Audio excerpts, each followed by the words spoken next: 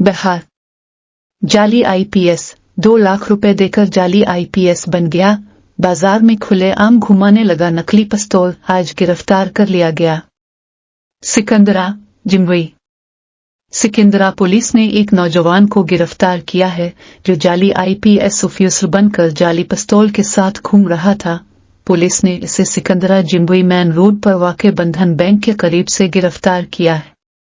Police ने नौजवान से एक पल्सर RS 200 बाइक और 2 लाख रुपए का चेक बरामद किया है।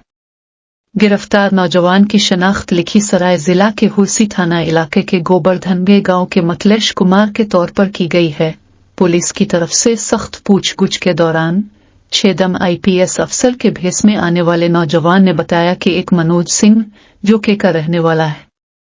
खान ने इसे पुलिस में अफसर की नौकरी दिलाने के नाम पर पहले 2 लाख रुपए लिए और फिर इसे पुलिस की वर्दी दी। इसके साथ एक नकली पिस्तौल भी दिया गया है। फिलहाल पुलिस पूरे मामले की जांच में मसरूफ है। पुलिस ने खीरा के मनोज सिंह की तलाश शुरू कर दी ताकि ये मालूम किया जा सके कि वो मनोज सिंह कौन है जिसने नौजवानों को धोखा देकर फर्जी आईपीएस बनाने में अपना रोल अदा किया है। ताहम गिरफ्तार नौजवान के चेहरे और बॉडी लैंग्वेज से मालूम होता है कि वो पुलिस ऑफिसर बनने का शौक रखता था और नशा की वजह से ज़हनी तौर पर गैर मुतवाज़िन था, जिसकी वजह से वो धोखाधड़ी का निशाना बना। ताहम पुलिस मुकम्मल तहकीकात करे तो ये मामला सामने आ सकता है। इसके साथ साथ पुलिस की बरवक्त कार्रवाई से दीगर नौजवानों को धोखाधड़ी का निशाना बनने से बचाया जा सकता है। आईपीएस अफसर की नक्काली करना काबिल जुर्म के जुमरे में आता है, जिसकी इस नौजवान ने संगीन खिलाफ वर्जी की है।